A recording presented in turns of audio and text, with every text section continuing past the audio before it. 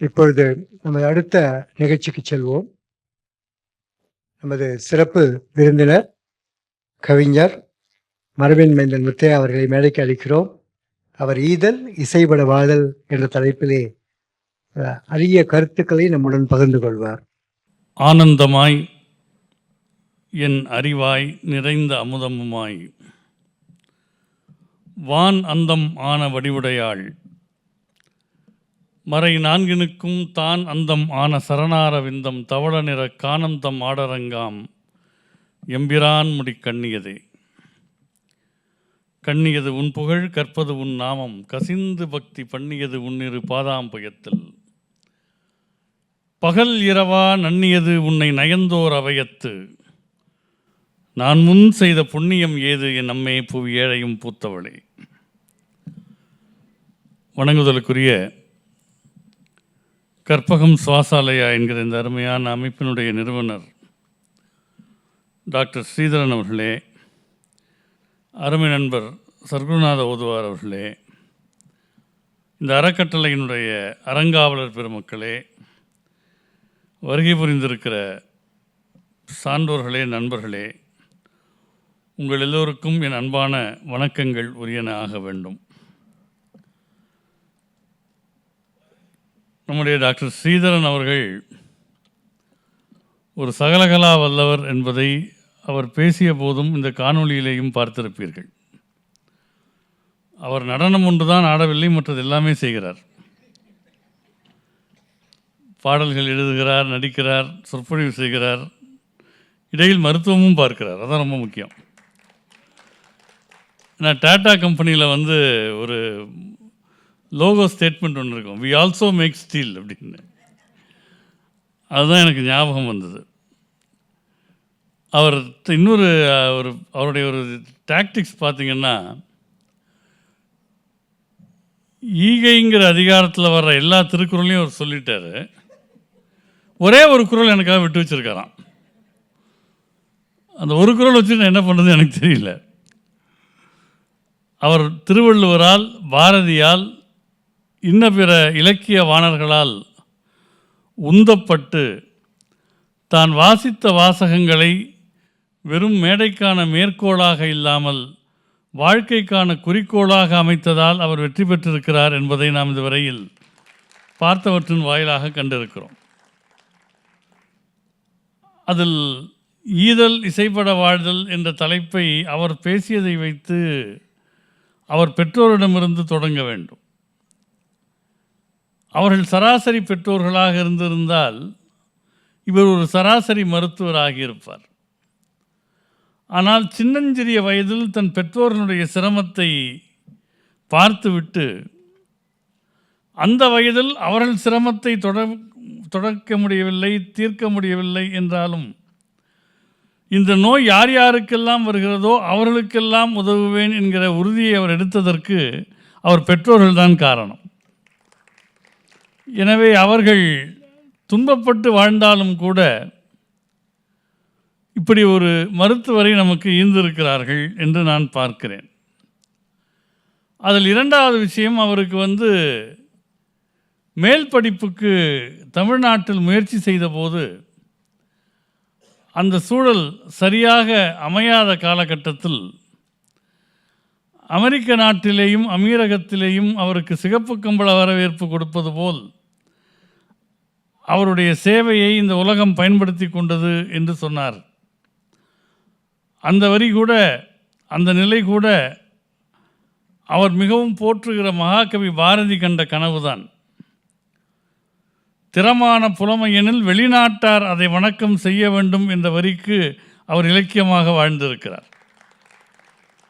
இப்படி பல்விதமான நிலைகளில் நம்முடைய பாராட்டுக்குரிய மருத்துவர்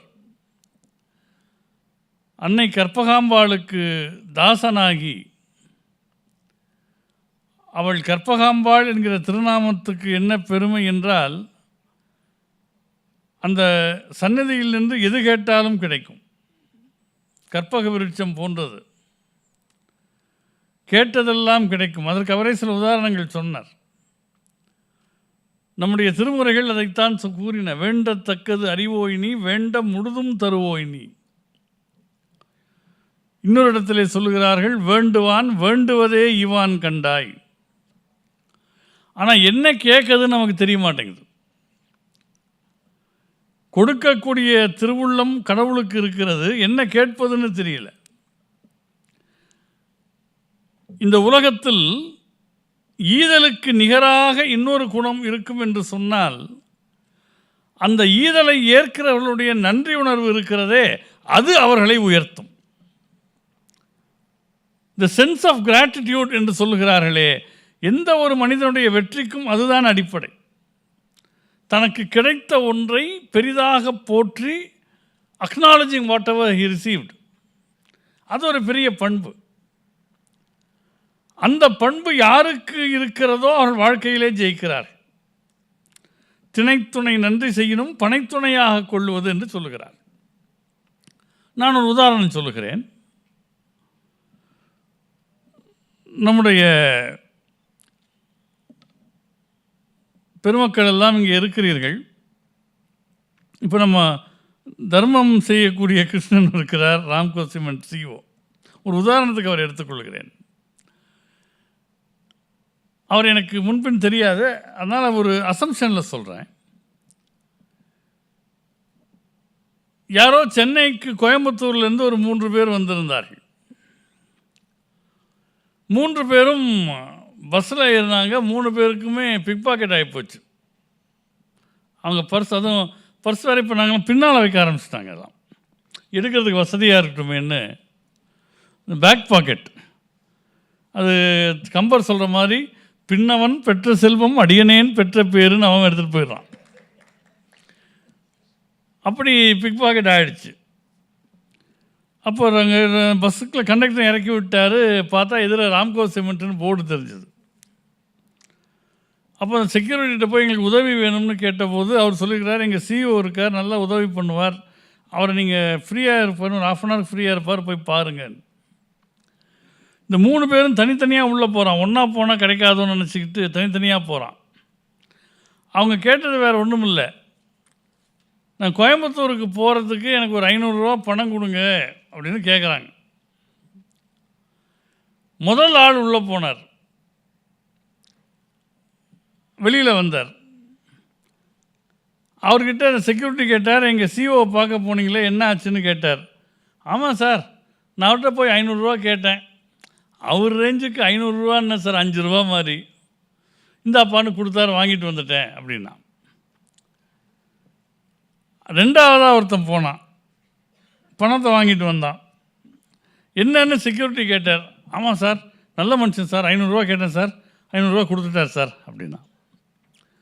3ஆவதாக ஒரு ஆள் போனான், பணத்தை வாங்கிட்டு வந்தான். செக்யூரிட்டி கேட்டார் என்னன்னு. அவர் சொன்னார், சார் என்னை முன்ன பின்ன தெரியாது சார், நான் போய் அவரை பார்த்து என் நிலைமையை சொல்லி ஒரு 500 ரூபா கேட்டேன் சார், டக்குன்னு எடுத்து கொடுத்தாரு பாருங்க. 500 ரூபாயா சார், அது 5 லட்சத்துக்கு சமம் சார் அந்த நேரத்துக்கு அவர் பண்ணதுன்னு.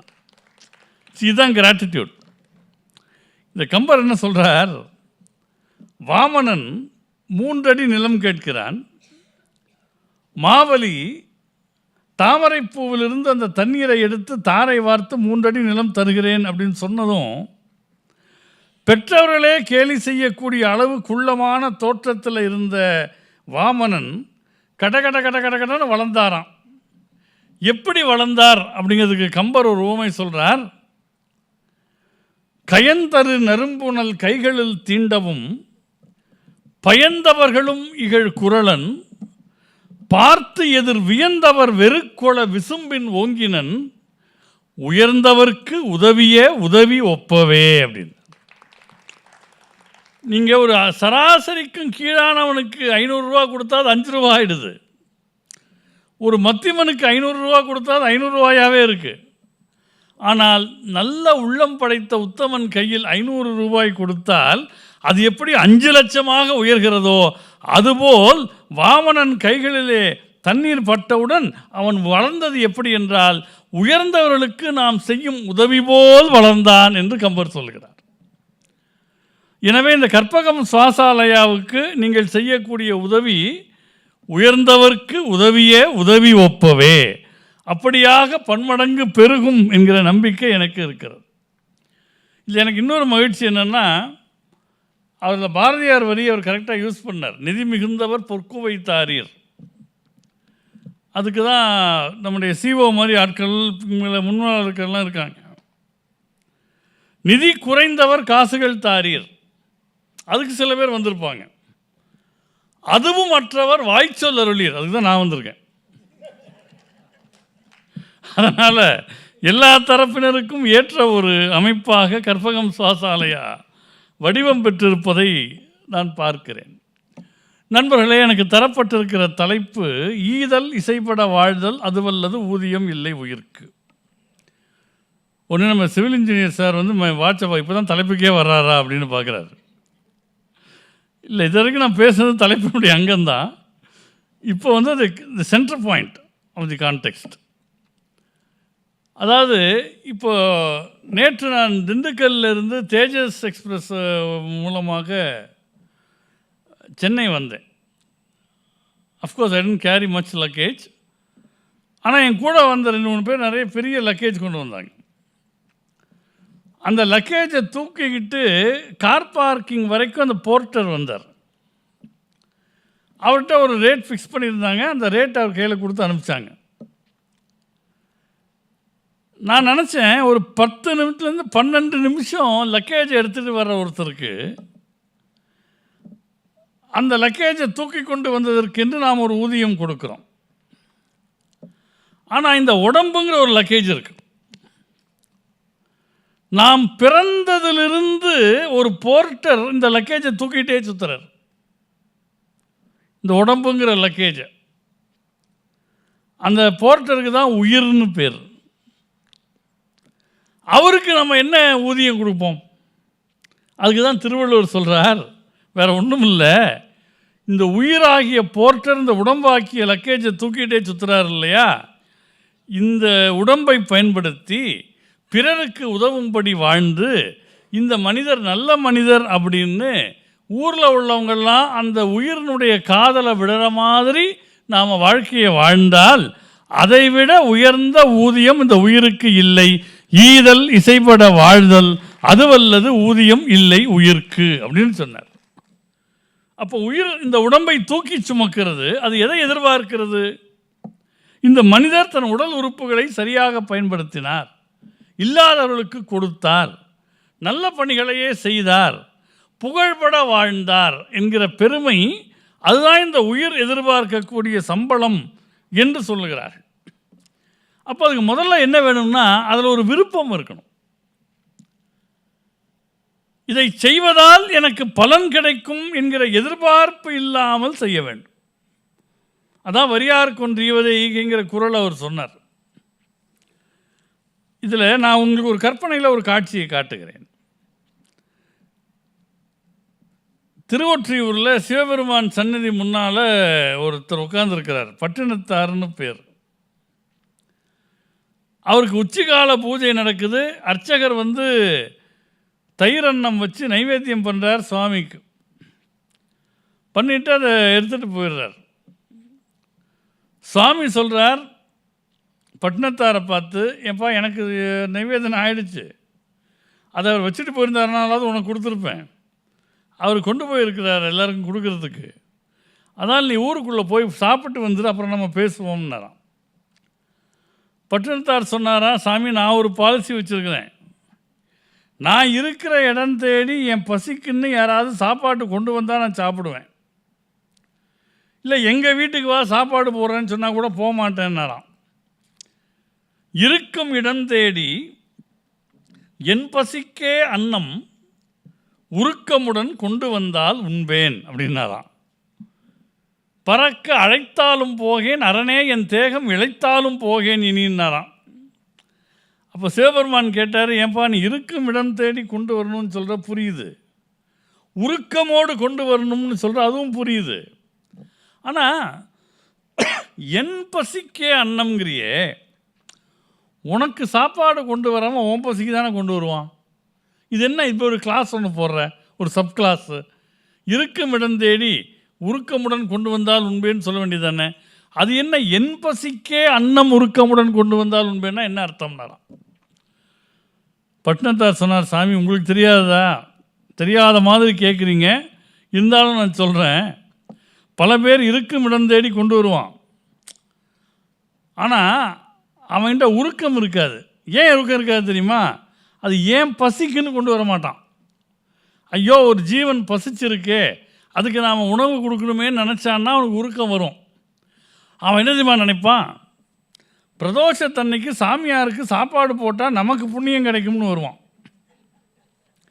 இப்போ அவன் ஏன் பசிக்கு கொண்டு வரல, புண்ணியம் வேணுங்கிற அவன் பசிக்கு எனக்கு சோறு கொண்டு வரான். அது எனக்கு வேண்டாம்னர். இருக்கும் இடம் தேடி என் பசிக்கு அன்னம் உருக்கமுடன் கொண்டு வந்தால் உண்பேன், பறக்க அழைத்தாலும் போகேன், அரணே என் தேகம் இழைத்தாலும் போகேன் இனினர். அப்போ அந்த பேசிக் கம்பேஷன், சென்ஸ் ஆஃப் கம்பேஷன், இதைத்தான் நம்முடைய இலக்கியங்கள் ஈகை என்கிற பெயரால் வலியுறுத்துகின்றன. இப்போ உலகத்திலே யார் ரொம்ப புண்ணியம் செய்தவர் அப்படின்னு பாரதியார்கிட்ட கேட்டிங்கன்னா அவர் ஒரு யாட்ஸ்டிக், ஒரு அளவுகோல் வைக்கிறார். அவர் சொல்கிறார், பெரிய பெரிய அன்னதானம் பண்ணுறவங்க, கோயில் கட்டுறவங்க, அவங்கெல்லாம் புண்ணியம் பண்ணவங்க தான். ஆனால் யார் தெரியுமா புண்ணியமே வடிவமாக இருப்பவர்கள்? பக்கத்தில் இருப்பவன் துன்பப்படுவதை பார்க்க பொறாதவன் புண்ணியமூர்த்தி. அருமையான டெஃபினிஷன் இது. நீங்கள் எவ்வளவு நல்ல காரியங்கள் பண்ணாலும் அதுக்கு இன்ஸ்பிரேஷனாக என்ன இருக்குது? அடுத்தவன் துன்பத்தை சகித்து கொள்ள முடியவில்லை என்கிற அந்த கம்பேஷன். பக்கத்தில் இருப்பவன் துன்பப்படுவதை பார்க்க பொறாதவன் புண்ணியமூர்த்தி. இப்போ இந்த உள்ள உணர்வுகளைத்தான் அருளாளர்கள் வெளிப்படுத்தினார். இப்போ நான் வள்ளலார் அப்படின்னு சொன்னாலே எல்லாருக்கும் ஒரு வரி தெரியும். என்ன வரி அது? வாடிய பயிரை கண்டபோதெல்லாம் வாடினேன். அப்படி டிஃபால்ட்டாக எல்லாருக்கும் ஒரு லைனாக தெரிஞ்சு வச்சுருப்போம். இப்போ கம்பர் அப்படின்னாலே அண்ணலும் நோக்கினான் அவளும் நோக்கினாள் அப்படின்றவாங்க. அதை பார்த்துட்டு தான் ஒரு கவிஞர் எழுதினார், அண்ணலும் நோக்கினான் அவளும் நோக்கினாள், அவள் அப்பனும் நோக்கினான் அடித்து நொறுக்கினான் அப்படின்னு அப்புறம் எழுதினாங்க. இப்போது இந்த வாடிய பயிரை கண்டபோதெல்லாம் வாடினேன் என்பது ஒரு ஸ்டேட்மெண்ட் அல்ல, அதனுடைய நேச்சர், அவன் இயல்பு. வாடிய பயிரை கண்டபோதெல்லாம் வாடினேன், விம் பசியினால் இழைத்தே வீடுதோர் இறந்தும் பசியராது அயர்ந்த வெற்றரை கண்டுளம் பதைத்தேன், நீடிய பிணியால் வருந்துகின்றோர் என் நேருளக் கண்டுளம் துடித்தேன், ஈடில் மானிகளாய் ஏழைகளாய் நெஞ்சு இழைத்தவர் தம்மை கண்டு இழைத்தேன். அது உள்ளேந்து வரணும். சார், ஒரு பொண்ணுக்கு கல்யாணம் ஆச்சு. அவங்க பிறந்த வீட்டில் எப்படின்னா, யார் வந்தாலும் உதவக்கூடிய உள்ளம் வாய்ந்தவர்கள். போன இடம் அப்படி இல்லை. அது நீங்கள் கேள்விப்பட்டிருப்பீங்க. ஒரு புதுசாக கல்யாணம் ஆன பொண்ணு ஒரு பிச்சைக்காரன் வாசல் நின்று இருக்கான், ஒன்றும் இல்லை போன்னு சொல்லி அனுப்பிச்சிட்டாங்களாம். மாமியார் கோவம் வந்துருச்சு. என்ன நினச்ச நீ? யார் அதை சொல்கிறதுக்கு? வாப்பா, இவ சொல்கிறதெல்லாம் கேட்காத, நான் சொல்கிறேன், ஒன்றும் இல்லை போ அப்படின்னாங்களாம். யார் அந்த ரோலை ப்ளே பண்ணுறதுங்கிறது. அந்த மாதிரி இவங்க வீட்டில் கொடுத்தே பழகின வீடு, புகுந்த வீட்டில் அப்படி இல்லை. அவங்க மாமனாருக்கு இவங்க பரிமாறுற போது வாசலில் அம்மா தாயே பிச்சை போடுங்கன்னு ஒரு கேள்வி கேட்டுரு, ஒரு குரல். நீங்கள் உலக பிச்சைக்காரர்கள் எல்லாருமே அம்மா தாயேன்னு தான் கேட்போம். அங்கே பக்கத்துலேயே நம்ம உட்காந்துருப்போம், நம்மளை திரும்பி கூட பார்க்க மாட்டான். ஏன்னா நம்ம ஏறக்குறைய அவன் நிலைமையில் தான் இருக்கோன்னு அவனுக்கு தெரியும். என்ன நம்ம வீட்டுக்குள்ளே இருக்கோம், அவன் வெளியில் இருக்கான், அதான் வித்தியாசம். அதனால் அம்மா தாயை பிச்சை போடுங்கிறப்ப சாப்பிட்டுக்கிட்டே இருந்தாங்க. மாமனார் ஒன்றும் இல்லையா போ அப்படின்னு இருக்கார். அவன் மறுபடியும் குரல் கொடுத்துருக்கான், மறுபடியும் ஒன்றும் இல்லை போ. மூணாவதை கேட்டான் பாருங்கள், இந்த பெண்ணுக்கு பொறுக்கலை.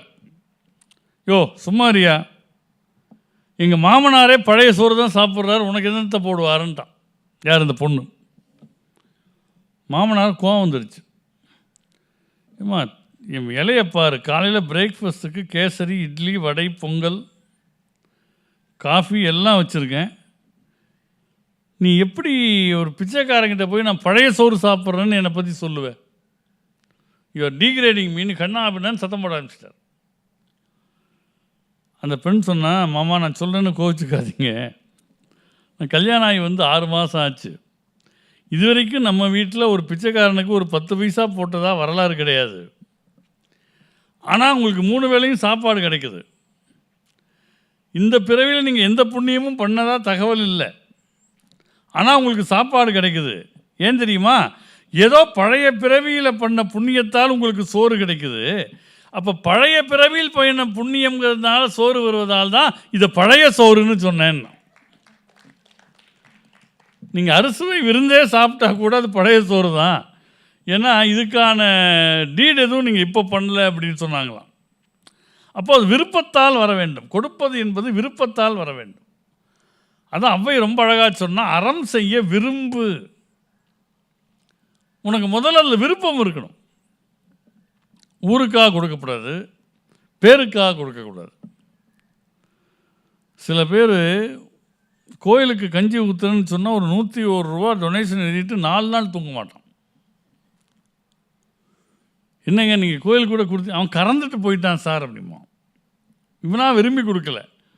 அவ்வை சொல்லுகிறாள், கொடுப்பது என்பது உன்னுடைய விருப்பமாக இருக்க வேண்டும். அறம் செய்ய விரும்பு. அந்த நேரத்தில் அவங்ககிட்ட பாக்கெட்டில் பணம் இல்லாட்டி கூட பரவாயில்ல, அடடா இருந்திருந்தால் கொடுத்துருக்கலாமே அப்படின்னு நினச்சாலே அது ஒரு பெரிய விஷயம். நான் வழக்கமாக என் மேடைகளில் சொல்லுவதுண்டு, இல்லாதவர்கள் யாரோ கை ஏந்தி வருகிறார்கள், நீங்கள் உங்களால் இயன்றதை தருகிறீர்கள். அது ஒரு 10 ரூபாயாக இருக்கலாம், 15 ரூபாயாக இருக்கலாம். அதை வாங்கக்கூடியவங்க அந்த அவங்க நீடை பொறுத்த வரைக்கும் நம்மளை வாழ்த்துவாங்க. மகராசனாக இருக்கணும், மகராசியாக இருக்கணும்னு வாழ்த்துவாங்க. ஆனால் அதை கொடுக்கிற போது அவங்க நம்மை வாழ்த்துகிறார்களோ இல்லையோ அது ஒரு பக்கம் இருக்கட்டும், நமக்கு ஒரு கடமை இருக்கிறது. என்ன கடமைன்னா, அதை நீங்கள் கடைப்பிடித்து பாருங்கள், உங்களுக்கு அந்த வித்தியாசம் தெரியும். யாருக்காவது நீங்கள் ஒரு 5 ரூபாயோ 10 ரூபாயோ 20 ரூபாயோ தர்றீங்கன்னா, தருகிற போது இந்த வேளை உணவுக்கு இவருக்கு உதவுகிற வாய்ப்பை இறைவனே நீ எனக்கு கொடுத்திருக்கிறாய்.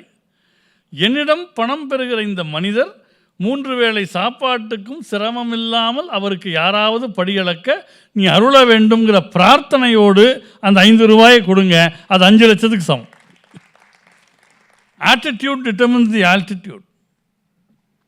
நம்முடைய எண்ணம் நாம் தரக்கூடிய உதவியை விட வலிமையானது, வல்லமையானது. அப்போ ஈதல் என்பது we become more and more humble as we serve. இதை தருகிற வாய்ப்பை இறைவன் எனக்கு தந்திருக்கிறான். நீங்கள் சில கேரக்டர்ஸ் எல்லாம் பார்த்தீங்கன்னா, அவங்க பண்ண மற்ற அலப்பறைகளில் அவங்களோட உண்மையான கேரக்டர் ஒழிஞ்சு போயிடும். இப்போ கோவலன் அப்படின்னாலே உங்களுக்கு என்ன ஞாபகம் வருது? ஒரு ஸ்கூல் பையன் கோவலன்னு எழுதுறதுக்கு கேவலன்னு எழுதிட்டான். ஏன்டா காலை காணுமே ஒடிச்சிட்டீங்கன்னா, கண்ணகி அவன் காலை ஒழுங்காக ஒடிச்சிருந்தா அவன் போயிருக்கவே மாட்டான் சார், அதனால் அவன் கோவலன் காலை உடைச்சேன்னா. அந்த ஒரு கான்செப்டை தள்ளி வச்சு பார்த்தீங்கன்னா அவன் பெரிய ஈகை செல்வன். அவன் பல்லகம் புறந்த இல்லோர் செம்மல் அப்படின்னு அவனை இளங்கோடிகள் சொல்கிறார். பல குடும்பங்கள் வாழ்வதற்கு அவன் உதவி செய்திருக்கிறான். அது என்ன ஒரு வேடிக்கைன்னு பார்த்தீங்கன்னா, அந்த ஊரில் ஒரு பூதம் இருந்திருக்கு. எவனாவது தப்பு பண்ணிட்டான் அப்படின்னா அவனை பிடிச்சி தின்னணும். சதுக்க பூதம்னு பேர், பூம்புகாரில் இருந்திருக்கு. அதில் எவனோ ஒருத்தன் தப்பு பண்ணிட்டான், அவன் செத்து போயிட்டான்னா அவன் ஃபேமிலியே முடிஞ்சு போயிடும். அதனால் அவனை இழுத்து வைத்து அவனை உண்பதற்கு அந்த சதுக்க பூதம் தயாராகிறப்போ கோவலன் போய் சொல்லியிருக்கான், பாவம் அவனை விட்டுரு, அவனுக்கு பதிலாக என்ன கூட தின்னுடு, அந்த மொத்த குடும்பமே அவனை நம்பி தான் இருக்குது, கொஞ்சம் விட்டுடுன்னு கேட்டிருக்கான். அப்போ அந்த சதுக்க பூதம் சொல்லியிருக்கு, ஒரு நல்ல உயிரை கெட்ட உயிருக்கு மாற்றாக நாம் பிடிச்சு அழித்தால் அதில் வரக்கூடிய பழி எனக்கு வீடு பேர் கொடுக்காது, அதனால் நல்லவனாகிய உன்னை என்னால் கொல்ல முடியாதுன்னு கோவலன்கிட்ட அந்த பூதம் சொல்லியிருக்கு. நரகன் உயிர்க்கு நல்லுயிர் கொண்டு பரகதி இழக்கும் பண்பமக்கில்லை அப்படின்னு சொல்லுதுன்னா, see he was a man of virtues apart from ஒரு சின்ன டீவியேஷன். அதுக்குள்ள அப்போது ஒரு மனிதனுடைய பெரிய சிறப்பு அவனுடைய தருகிற ஆற்றலால் வளர்கிறது என்பது இதன் மூலமாக நமக்கு தெரிய வருகிறது. இப்போது நம்ம டாக்டர் ஸ்ரீதரன் சார் பேசுகிற போது அவர் ஒன்று சொன்னார், அது என்ன திறமையாக இருந்தாலும் அது கடவுளுக்கு அர்ப்பணமாகக்கூடியது அப்படின்னு. இப்போ நம்முடைய சர்க்குருநாத ஓதுவார் மாதிரியான ஓதுவா மூர்த்திகள் இவங்களுக்கு இருக்கிற ஸ்பெஷாலிட்டி என்னன்னு நான் சொல்கிறேன். கடவுள் அவங்களுக்கு பாடுகிற ஆற்றலை கொடுத்தார். நிறைய பேருக்கு கடவுள் பாடுகிற ஆற்றலை கொடுத்துருக்கிறார். அந்த பாடுகிற ஆற்றலில் அதை அவங்க சினிமாவுக்கு யூஸ் பண்ணலாம், வேறு ஏதாவது பாட்டுக்கு யூஸ் பண்ணியிருக்கலாம், அதில் பணம் கூட நிறைய கிடைக்கலாம். ஆனால் கடவுள் தனக்கு கொடுத்த பாடுகிற ஆற்றலை கடவுளுக்கே அர்ப்பணிக்கிற வாய்ப்பு கிடைத்ததால் ஓதுவார்கள் பெரியவர்கள். ஓதுவார்களுடைய ஸ்பெஷாலிட்டி அதுதான். அவங்களுக்கு அந்த வாய்ப்பு கிடைத்திருக்கிறது. தங்கள் திறமையை கடவுளுக்கே அர்ப்பணிக்கக்கூடிய ஒரு வாய்ப்பு அவர்களுக்கு கிடைத்திருக்கிறது. அப்போது எந்த கலையாக இருந்தாலும் கடவுளிடம் அர்ப்பணித்தல். இப்போ டாக்டர் பேசுகிறப்போ ஒரு விஷயம் சொன்னார், அதுக்கு பொருத்தமான ஒரு சப்ஜெக்ட் அருணகிரிநாதர் பாடுறார். இப்போது ஒரு பெரிய கோடீஸ்வரர் இருக்கிறார். அவர் மதுரையிலேருந்து சென்னைக்கு வர்றாருன்னு வச்சுக்கங்களேன். அவர் ஃபஸ்ட் ஏசியில் வர்றார், பாண்டியன் எக்ஸ்பிரஸில். அவரோட அசிஸ்டண்ட் ஒரு ஆள், செகண்ட் கிளாஸ் கூட கிடைக்கல, அன்ரிசர்வில் உட்காந்துட்டு வர்றாரு. ஸ்டேஷனுக்கு வந்ததும் இந்த கோடீஸ்வரர் என்ன பண்ணுறாரு, ஒரு சூட்கேஸை கொடுக்குறாரு. இங்கே பாருப்பா, 10 கோடி பெருமான டாக்குமெண்ட் இதில் இருக்குது, நாளைக்கு காலையில் அப்படியே ஆஃபீஸ் கொண்டு வந்துடு, நான் வந்துடுறேன் அப்படின்னு போயிடுறார். இப்போ இதுக்கு உடைமையாளர் எங்கே இருக்கார்? ஃபஸ்ட் ஏசியில் படுத்துருக்கிறார். கையில் 10 கோடி டாக்குமெண்ட் அடங்கின சூட்கேஸ் வச்சுருக்கிறவர் எங்கே இருக்கிறார்? அன்ரிசர்வ் கம்பார்ட்மெண்ட்டில் உட்காந்துருக்கிறார். அப்போ என்ன நினைப்பார்? நான் இப்போ 10 கோடிக்கு அதிபதினு நினைப்பாரா? இதை பத்திரமா வச்சுருந்து நாளைக்கு காலையில் முதலாளிகிட்ட போய் கொடுக்கணுமேங்கிற அந்த பொறுப்புணர்வு தான் அவரை டிரைவ் பண்ணும். இப்போ அருணகிரிநாத சாமி சொல்கிறார், உனக்கு படிப்பு கிடச்சிருக்கலாம், மருத்துவ அறிவு கிடச்சிருக்கலாம், பொறியியல் அறிவு கிடச்சிருக்கலாம், அக்கௌண்டிங் அறிவு கிடச்சிருக்கலாம். இதெல்லாம் எதுக்கு தெரியுமா? கடவுளிடம் திரும்ப ஒப்படைப்பதற்காக கடவுள் உன்னிடம் கொடுத்திருக்கிறார். யாம் ஓதிய கல்வியும் எம் அறிவும் தாமே பெற வேலவர் தந்தமையால் பூமேல் மயல் போய் அறமை புணர்வீர் நாமேல் நடவீர் நடவீர் இனியேன்னு அருணகிரிநாத சாமி அனுபூதியில் பாடுறார். அவர் ஈகைக்கு ஒரு அருமையான டெஃபினிஷன் தர்றார். இது எனக்கு ரொம்ப பிடிச்ச டெஃபினிஷன். அவர் என்ன சொல்கிறாரு, ஒரு ஆள் பழனி மலை மேலே ஏறி போகிறார், மருதமலை மேலே ஏறி போகிறாருன்னு நான் சொல்ல மாட்டேன். ஏன்னா எங்கள் ஊருக்கிட்ட தான் இருக்குது மருதமலை, கோயம்புத்தூரில். அது சிறுத்தை யானையெல்லாம் உழவுறதுனால இப்போ ஏறவே விட மாட்டேங்கிறாங்க. 4 மணிக்குள்ளே போயிட்டு வந்துடணும் கோயிலுக்கு. பழனி மலையில் ஒருத்தர் படியேறி போகிறார், வெயில், உச்சி வெயில். என்ன பண்ணுறதுன்னு யோசித்தார். எங்கேயாவது ஒரு மண்டபம் கிடச்சா ஒதுங்கலாம்னா நிமிர்ந்து பார்த்தா யாரோ ஒரு புண்ணியமான அங்கே மண்டபம் கட்டி வச்சுருக்கிறார். சரி, ஒரு 10 நிமிஷம் அங்கே ஒதுங்கி நம்ம ரெஸ்ட் எடுக்கலான்னு போனால் அந்த மண்டபத்தை யார் கட்டினான்னு பேர் பெருசாக போட்டிருக்கு. அந்த ஆள் இவருக்கு ஜென்ம விரோதி. யாருக்கு? இந்த ஆளுக்கு. சிச்சி இவன் கட்டின மண்டபத்திலேயே ஒதுங்கிறதுன்னு தாண்டி போனார் பாருங்க. அடுத்த மண்டபம் வந்துச்சு, அதை கட்டினவன் இதை விட பெரிய விரோதி. சிச்சி இவன் மண்டபம் எனக்கு எதுக்கு? அது நல்ல காரியம் பண்ணவனை பூரா விரோதம் பண்ணி வச்சுருக்காருன்னு தெரியுது. அப்போ ஒவ்வொரு மண்டபமாக தாண்டி போகிறார், ஒதுங்குவதற்கு நிழல் கிடைக்கல. கீழே பார்க்குறார், அவருடைய நிழல் கிடைக்கும். ஒரு அறிவு வருது அவருக்கு, ஏன் நிழலே இவ்வளோ பெருசாக இருக்குது. ஏன்னா அவரும் அவ்வளோ பெருசாக இருப்பார்.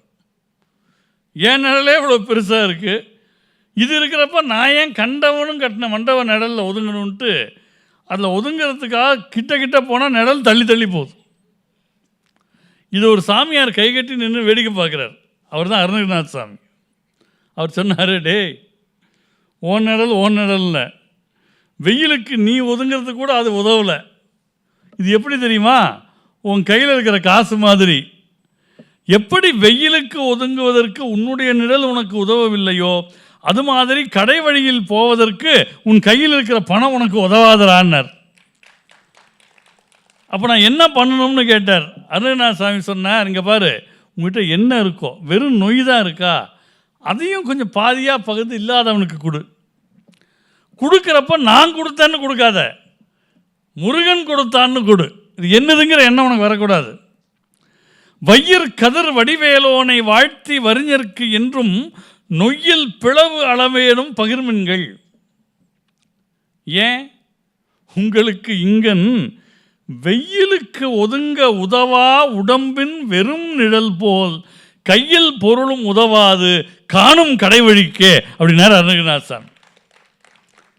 Practical explanation. இந்த வயிற்றிழக்கும் வன்கணவர் சொன்னாரே, அருணகிரிநாதர் சொல்கிறார், இவன் என்ன பண்ணுவானாம், உள்ள போதே கொடாதவன், கையில் இருக்கிறப்பே கொடுக்காதவன் தேடி புதைத்து திருட்டில் கொடுத்து திகைத்து இழைத்து வாடி கிளேசித்து வருந்து வரேன்றான். புதைத்து வைத்த பொருள் ஆழ புதைத்து வைத்தால் வருவோனும் அடிப்பிறகேன்னு அவர் கேட்ட மாதிரி அதை இவனா திருடிட்டு போவானே, இதை தான் வைத்திருக்கும் வன்கணவர்னு வள்ளுவர் சொன்னார். அப்போது பணம் என்பது ஒரு கருவி. நான் அடிக்கடி சொல்கிறது உண்டு, அயல் நாடுகளில் ஒருவனுடைய சிறப்பை பணத்தை வைத்து அளந்தார்கள். அவன் எவ்வளோ பேங்க் பேலன்ஸ் இருக்குது, எவ்வளோ ஃபிக்ஸட் டெபாசிட் இருக்குது, எவ்வளோ ஃபிக்ஸட் அசட் இருக்குன்னு.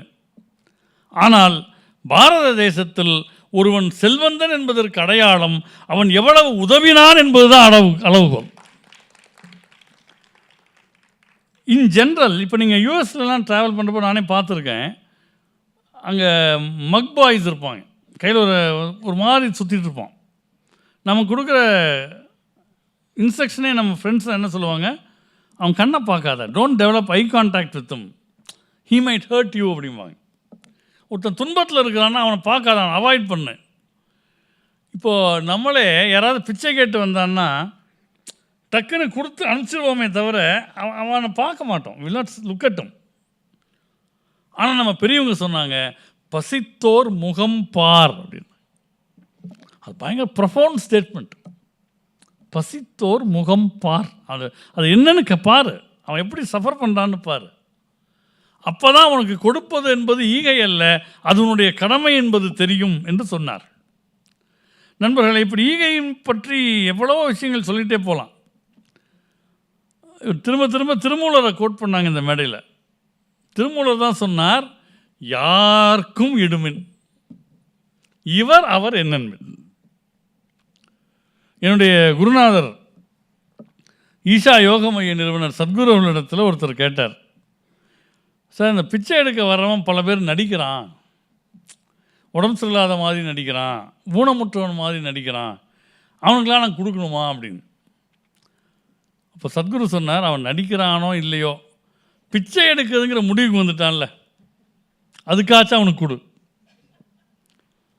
அவன் நடிக்கிறது என்ன ஆஸ்கார் அவார்டு வாங்கிறதுக்காக நடிக்கிறான், அடுத்த வேளை சோத்துக்கு வழி இல்லாமல் நடிக்கிறான். அப்போ அதை கன்சிடர் பண்ணணும். இதில் அதான் திருமூலர் சொல்லுகிறார், யாருக்கும் இடுமின் அவர் இவர் என்னன்மின்.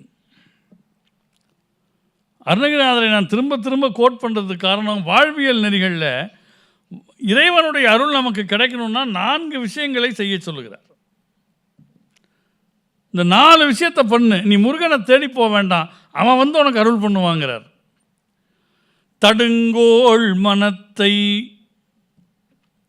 இந்த சபையில் உட்கார்ந்துருக்கிற போது வாசலில் நம்ம வண்டியை போட்டணுமா இல்லையான்னு ஒரு டவுட் வந்துச்சுன்னு வச்சுக்கோங்க, நான் என்ன ஞான வாசகம் சொன்னாலும் ஏறாது. யோ முதல்ல வண்டி போட்டுனாங்கிற அவஸ்தையில் இருக்கு, இந்த ஆள் வேறு பேசிக்கிட்டே இருக்கான். தடுங்கோள் மனத்தை விடுங்கோள் வெகுளியை தானம் என்றும் இடுங்கோள் இருந்தபடி இருங்கோள். இந்த 4 தான் சொல்கிறார் அவர். தடுங்கோள் மனத்தை விடுங்கோள் வெகுளியை தானம் என்றும் இடுங்கோள் இருந்தபடி இருங்கோள். 7 பாரும் உய்ய கொடுங்கோபச் சூருடன் குன்றம் திறக்க தொலைக்க வைவேல் விடுங்கோன் அருள் வந்து தாமே உனக்கு வெளிப்படுமேன்னர். நீ கோயிலுக்கு போவேன்னா கோயிலில் இருக்கிற இறைவன் உன்னை தேடிட்டு வருவான். அப்போது இல்லாதவர்களுக்கு உதவுதல் அப்படிங்கிறதை ஒரு பேஷனாக நம்ம வளர்த்துக்கணும். பணம் ஒரு கருவின்னு அதுதான் சொன்னோம், அது ஒரு கருவி, இட்ஸ் அன் இன்ஸ்ட்ருமெண்ட். நீங்கள் செக்கு டிடிலாம் கொடுக்குறப்ப பேங்கிங் ப்ராசஸில் they call it as an instrument. Money itself is an instrument. அது ஒரு கருவி. முதல்ல பணம் சம்பாதிக்கணும். திருவள்ளுவர் சொன்னார், ஏன் பணம் சம்பாதிக்க சொன்னார்னா,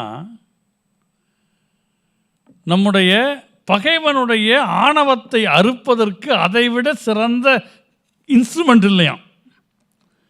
செய்க பொருளை செருணர் செருக்கருக்கும் எஃகு அதனில் கூறியது இல்லனர். ஆனால் அதை முறையாக சம்பாதிக்கணும். ஈதல் அறம் தீங்கின்றி ஈட்டல் பொருள். இன்னொரு அழகான ஸ்டேட்மெண்ட் பாருங்கள். ஈட்டல் பொருள் நல்லது. நல்ல டைம் ஆகிடுச்சுன்னு சொல்ல வந்தீங்களோன்னு நினச்சேன். நான் ஒரு வித்வான் இப்படி பாடிட்டு இருந்தப்போ இந்த விருப்ப பாட்டெலாம் சீட் அனுப்புவாங்க, இதை பாடுங்க அதை பாடுங்கன்னு. அந்த மாதிரி ஒரு சீட்டு வந்துச்சு. அது ஏதோ ஒரு பாட்டு கேட்டிருக்கான்னு எடுத்து பார்த்தா இத்துடன் முடித்துக்கொள்ளவும்னு வந்துச்சு. அப்போ நிறைவாக ஒரு பாட்டு பாடுறேன்ட்டு பாடுறாங்க. எந்தரோ மகானுபாவலோ, எந்த புண்ணியவாண்டா இந்த சீட்டு அனுப்பிச்சது அப்படின்னு. அதுலேயும் எந்த ரோ மகானுபாவலோ, பூயா சீரோவா சீரோவா, அந்த மாதிரி டாக்டர் வந்து அவருடைய கருணையினால் தண்ணீர் கொண்டு வந்து கொடுத்துருக்கிறார்.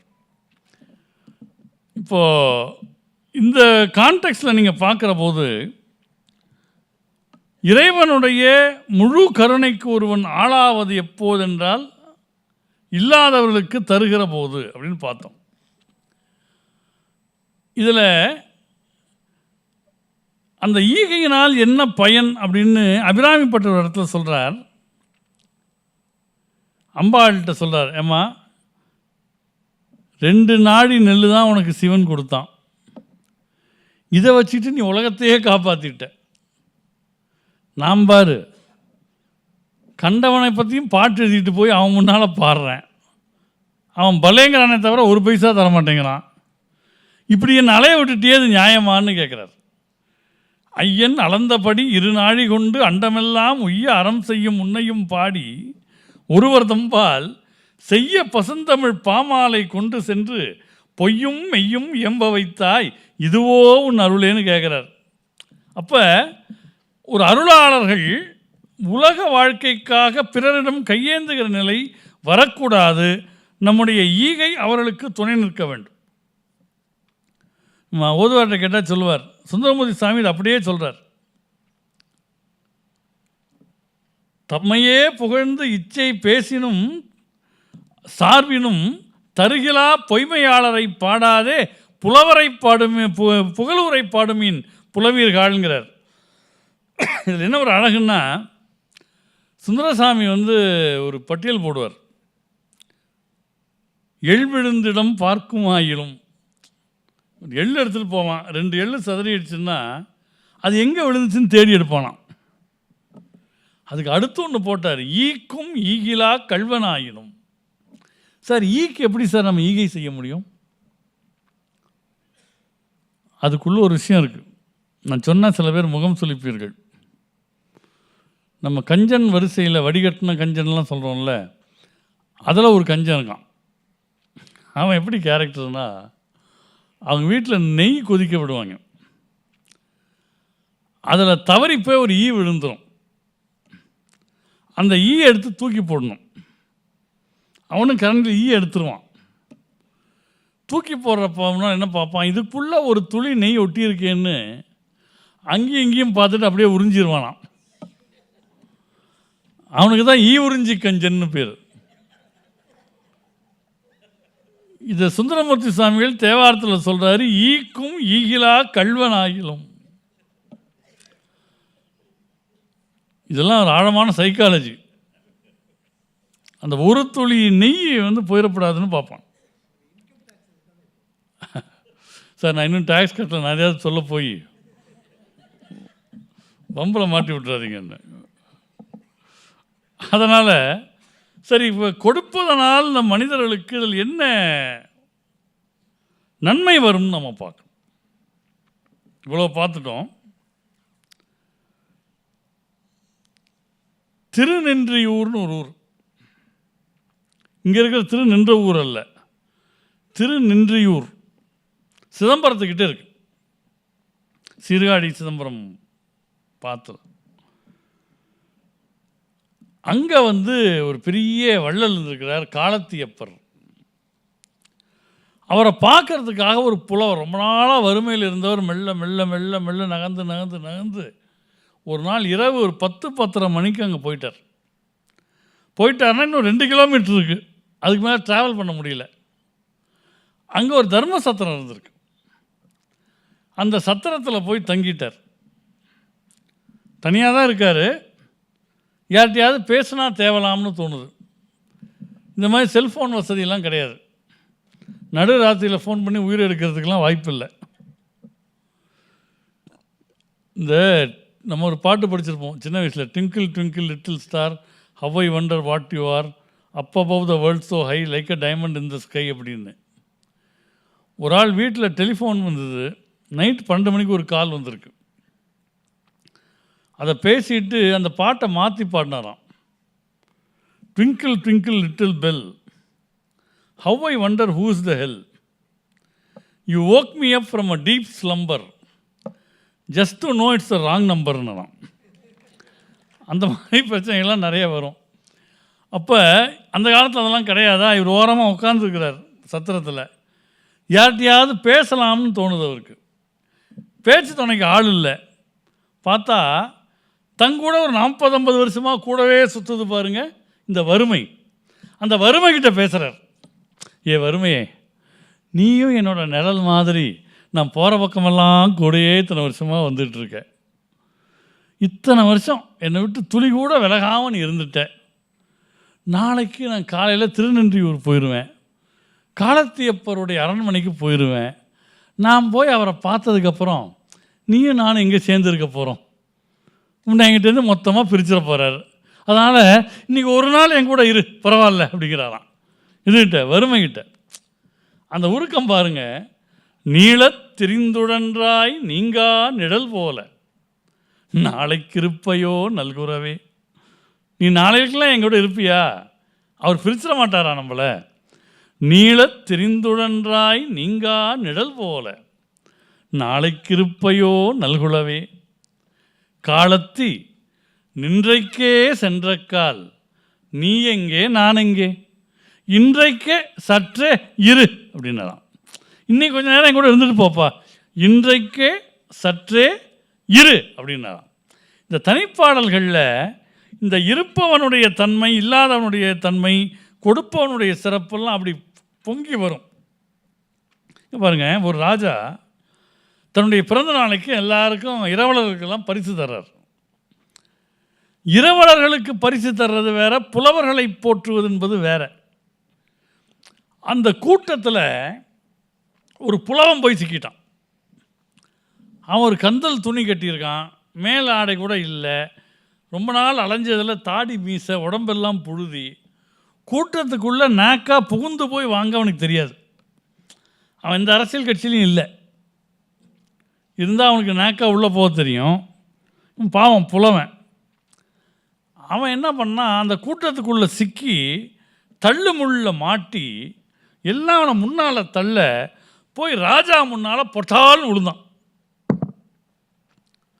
ஒரு ஆள் இப்படி கசகசன்னு ஒரு தோற்றத்தோடு முன்னால் விழுந்ததை பார்த்து ராஜா ஏதோ ஒரு சாதாரண பிச்சைக்காரன் நினச்சிட்டார் போல இருக்கு. ஏய் பறக்கா வெட்டி, பறக்காத இரு, உனக்கு தருவாங்க இரு, பறக்காத பறக்காத அப்படின்னாராம். இப்போ அவன் போய் என்ன சொல்ல முடியும்? ஐயா இல்லை நான் ஒரு புலவன், அதெல்லாம் சொல்ல முடியாது. டக்கு நிமிந்தான். பறக்காத அப்படின்னார்ல, இவன் சொன்னான், கொக்கு பறக்கும் புறா பறக்கும், குருவி பறக்கும் குயில் பறக்கும், நக்கு பொறுக்கிகளும் பறப்பர், நான் ஏன் பறப்பேன் நராதிபனேன்.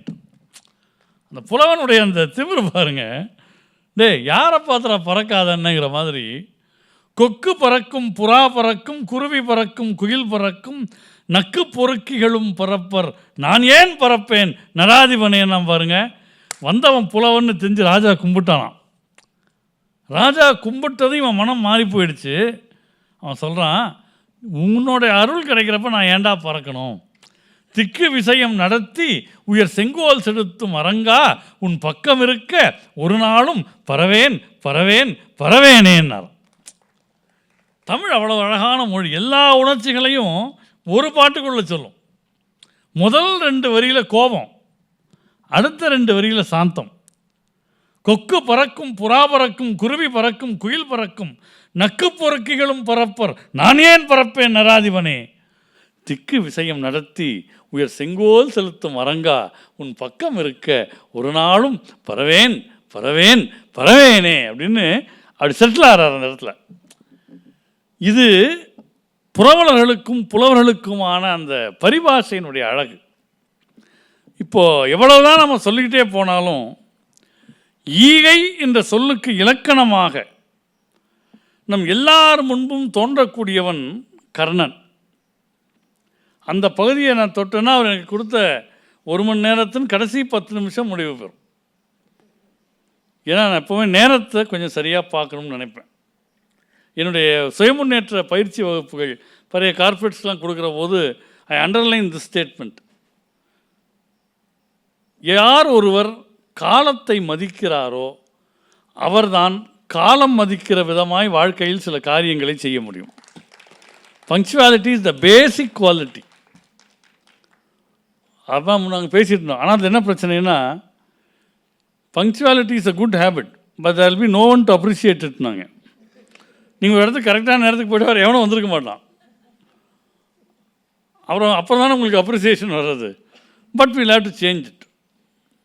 இப்போ அவனுடைய வாழ்க்கையை பாருங்கள். குந்தி தேவி பிள்ளை பிறந்தவுடன் தன் பிள்ளை என்று சொல்ல மனம் இல்லாமல் ஒரு பிழையிலே வைத்து தண்ணீரிலே விடுகிறாள். இவன் யாருன்னே யாருக்கும் தெரியல. ஒரு வண்டியோட்டி எடுத்து வளர்க்கிறான். பரசுராமன் இடத்திலே போய் பாடம் கற்கிறான். அவன் ஏதோ ராஜா வீட்டு பிள்ளைன்னு நினச்சி பாடம் சொல்லித்தரான். ராஜா வீட்டு பிள்ளை தான், ஆனால் அதுக்கான ஆதார் கார்டு கிடையாது கர்ணன்கிட்ட. இன்னார் பையன்னு கிடையாது. ஒரு நாள் தன்னுடைய மாணவன் மடியிலே தலை வைத்து பரசுராமர் தூங்குகிறார். இவன் யாருன்னு காட்ட வந்த இந்திரன் ஒரு வண்டு வடிவத்தில் வந்து கர்ணன் தொலையில் இந்த பக்கம் தொலைத்து அந்த பக்கமாக வெளியில் வர்றான். ரத்தம் பெருகுகிறது. பொறுத்து கொண்டு இருக்கிறான். உடனே அவர் அந்தணர்களுக்கு மட்டும்தான் சொல்லிக் கொடுப்பார். ஆனால் இவன் சத்திரியன்கிறத இப்போ கண்டுபிடிக்கிறார். ஏன்னா ரத்தம் பரவி முகத்தில் பட்டு எழுந்துட்டார் பரசுராமர். ஏன்னா வண்டு தொலைச்சது கூட வெளிக்காட்டாமல் நீ அப்படியே தாங்கி நிற்கிறன்னா நீ அப்போ அந்தணனாக இருக்க வாய்ப்பில்லை, நீ யாருன்னு கேட்குறார். இன்றைக்கி பையன் எல்லாம் அப்படி பண்ணுவானான்னு யோசிக்கணும். முதல்ல வாத்தியார் தைரியமாக பையன் மடியில் தலை வச்சு நீங்கள் தூங்க முடியுமான்னு பார்க்கணும். இது நான் ஒரு கல்லூரியில் சொன்னப்போ ஒரு பையன் சொன்னால், சார் நான் கண்டிப்பாக பொறுத்துக்குவேன் சார். என் மடியில் எங்கள் ஆசிரியர் தலை வைத்து தூங்குகிற போது ஒரு வண்டு துளைத்தால் என்ன, துப்பாக்கி குண்டு துளைத்தால் கூட நான் பொறுத்து கொள்ளுவேன்னா. அந்த வாத்தியாருக்கே கண்ணீர் வந்துருச்சு. அவ்வளவு பிரியமாடா என் மேலன்னார். இல்லை சார், எந்திரிச்சா நீங்கள் கிளாஸ் நடத்த ஆரம்பிச்சிருவீங்க, அதுக்கு இது எவ்வளவோ தேவலை, வண்டு குண்டுலாம் பரவாயில்லன்னு வச்சுங்களேன். அப்போ பாருங்களேன், பெற்றெடுத்த போது தாயார் மகனை துறந்தார். இந்த சம்பவத்துக்கு அப்புறம் பரசுராமன் சொல்லுகிறான், நீ கற்ற வித்தை வேண்டிய நேரத்தில் உனக்கு பலிக்காமல் போகட்டும். இப்படி ஒரு ஒரு வாத்தியார் கொடுக்கலாமா டாக்டர்? இப்போ ஒரு டாக்டர் இருக்கிறார், நம்ம டாக்டர் இல்லை, வேறு டாக்டர். அவர் வந்து அறுவை சிகிச்சை நிபுணர்னு வச்சுக்கோங்க. அவர் ஏதோ தப்பு பண்ணி அவங்க வாத்தியார் சொல்கிறார், நீ கற்ற வித்தை உனக்கு பலிக்காமல் போகட்டும்னா, கரெக்டாக ஆப்ரேஷன் அன்றைக்கி ஆப்ரேஷன் பண்ண மறந்து போயிடுச்சுன்னா என்ன பண்ணுவார் அப்புறம்? அப்போ குருவும் கைவிடுகிறான். போர்க்களத்தில் அவன் செஞ்ச புண்ணியத்தையெல்லாம் எனக்கு கொடு அப்படின்னு கடவுள் வந்து நிற்கிறான், வாங்கிட்டு போகிறான். அதுக்கு முன்னால் அவன் கவச குண்டலங்களை இந்திரன் வாங்கிட்டு போயிட்டான். இத்தனையையும் அவன் கொடுத்தான். ஏன்? என்னிடம் ஒன்றை இழக்கிறேன் என்கிற எண்ணம் அவனுக்கு வரவில்லை, என்னிடம் இருப்பதை கொடுக்கிறேன் என்கிற எண்ணம் வந்தது. அவன் பெரிய ஆளாக வந்தான். நினச்சி பாருங்க, அதை சிவாஜி ரொம்ப நல்லா நடித்து காமிச்சிருப்பார். கண்ணதாசன் அருமையாக எழுதியிருப்பார், உள்ளத்தில் நல்ல உள்ளம் பாட்டு. அது தெரியாதவங்க இருக்க முடியாது. அந்த தேர்தட்டில் அவன் சாஞ்சு கிடக்கிறான். உனக்கு என்ன வேணும்னு கேட்குறானா கண்ணன். கண்ண பரமாத்மா ஒன்றும் கொடுக்குற ஐடியாலேயே வரல. அவர் ஒரு ஐயர் வேஷத்தில் வந்து நீ செய் புண்ணியம் அனைத்தும் உதவுன்னர். செய் புண்ணியம்ங்கிறது வினைத்தொகை. செய்த புண்ணியம், செய்கிற புண்ணியம், செய்ய போகிற புண்ணியம். உயிர் போகிறப்ப புண்ணியத்தெல்லாம் கொடுக்குறான்ல, அதில் ஒரு புண்ணியம் வரும்ல, அதையும் சேர்த்து கொடுன்ட்டான். இவன் கொடுத்தான். அந்த ரத்தம் கையில் பட்டுது. கண்ண பரமாத்மா கேட்டான், உனக்கு என்ன வேணும்னு கேட்டான்.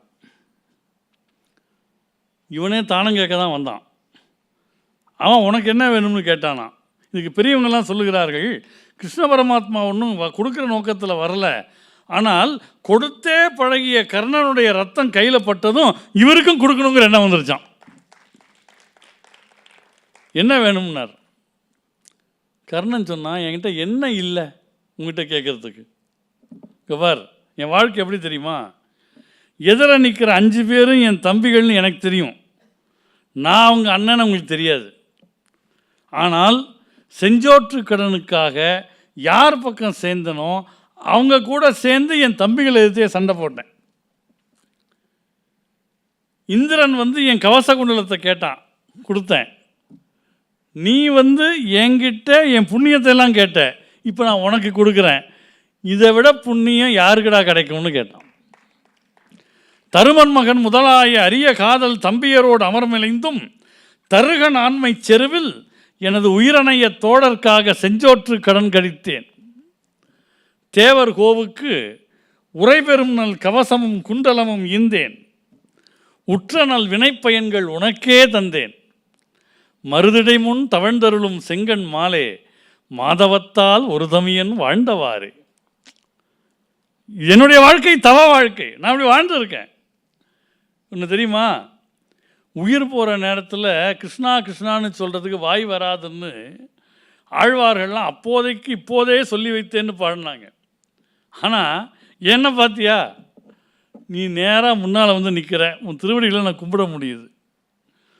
நீ வந்து என்னை பார்த்து மதித்து பேசுகிற என் உயிர் போகிற நேரத்தில். அந்த வாய்ப்பு எனக்கு கிடச்சிது. எல்லாரும் இறை தரிசனமாவது கிடைக்குமான்னு பார்ப்பாங்க. நீ வந்து துளசி மாலை அணிந்து சந்தனம் பூசி அந்த மார்பிலே துளசியும் சந்தனமும் மணக்க மணக்க, கிருஷ்ணா நீ வந்து என்னை தழுவிக்கொண்டாய். என் மேலே அர்ஜுனன் அம்பு பாஞ்சு என் உணர்வெல்லாம் அழிஞ்சு போய் நான் விழுகிற போது கூட கிருஷ்ணான்னு உன் பேரை சொல்லக்கூடிய வாய்ப்பை பெற்றேன். நான் பெற்ற பேர் இந்த உலகத்தில் யாருக்குடா கிடைக்கும்? வான்பெற்ற நதிகமழ்த்தால் வணங்கப் பெற்றேன். மதிபெற்ற திருவுளத்தால் மதிக்கப் பெற்றேன். தேன் கமடும் துலாயலங்கள் களவ மார்பும் திருப்புயமும் தைவந்து தீண்டப் பெற்றேன். ஊன் பெற்ற பகழியினால் அழிந்து வீழ்ந்தும் உணர்வோடு உன் திருநாமம் உரைக்கப் பெற்றேன். யான் பெற்ற பெருந்தவப் பேரு இருநிலத்தில் பிறந்தாரில் யார் பெற்றாரேன்னு கேட்டான். அப்பவும் கேட்குறான், உனக்கு என்ன வேணும் கேளு. எனக்கு இனிமேல் பிறவி இல்லாத நிலை வேண்டும். அப்படி ஒருவேளை பிறந்து விட்டால், யாராவது இல்லை என்று வந்தால் இல்லை என்று கொள்ளாமல் கொடுக்கக்கூடிய உள்ளம் வேண்டும். மறந்துடாதீங்க, இல்லை என்று சொல்லாமல் கொடுக்கக்கூடிய செல்வம் வேண்டும்னு கேட்கல, இல்லை என்று சொல்லாமல் கொடுக்கக்கூடிய உள்ளம் வேண்டும்னு கேட்ட. இதுதான் அறம் செய்ய விரும்பு. ஆக ஈதல் என்பது இந்த உயிருக்கு நாம் தருகிற ஊதியம். இப்போ உங்களுக்கு ஒரு 50 வயசு ஆகிருக்குன்னா, இன்னொரு 50 வருஷம் இந்த உடம்பை சுமந்து கொண்டு இருக்கக்கூடிய உயிருக்கு நாம் தரக்கூடிய ஊதியம், இவர் தர்மவான், இவர் புண்ணியவான், நல்ல காரியங்களை செய்பவர்னு 4 பேர் சொல்வதை இந்த உயிர் கேட்டால், அந்த உயிருக்கு அதைவிட சிறந்த சம்பளமும் எதுவும் இல்லை என்று வள்ளுவப் பேராசான் நமக்கு வழிகாட்டி இருக்கிறார்.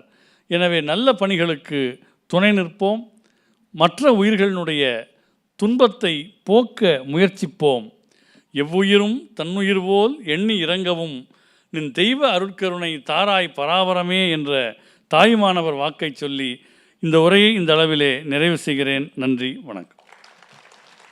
தமிழ் அருவி கொட்டி தீர்த்தது, குற்றால அருவியையும் மிஞ்சிவிட்டது. அருமையான கருத்துக்கள், அழகான கோர்வையான வார்த்தை ஜாலங்கள். எவ்வளோ நன்றி சொன்னாலும் போராது. நம்ம சரியான டிசிஷன் எடுத்திருக்கோம். எவ்வளோ தமிழர்கள் இருக்காங்க, ஆனால் இந்த நிகழ்ச்சிக்கு மரபின் முத்தையா வரணும் அப்படின்னு மனசில் பொறி தட்டினது, அது உண்மை கனவு மெய்ப்பட்டது. நன்றி. உங்களுக்கு சின்ன மரியாதை பண்ணணும்.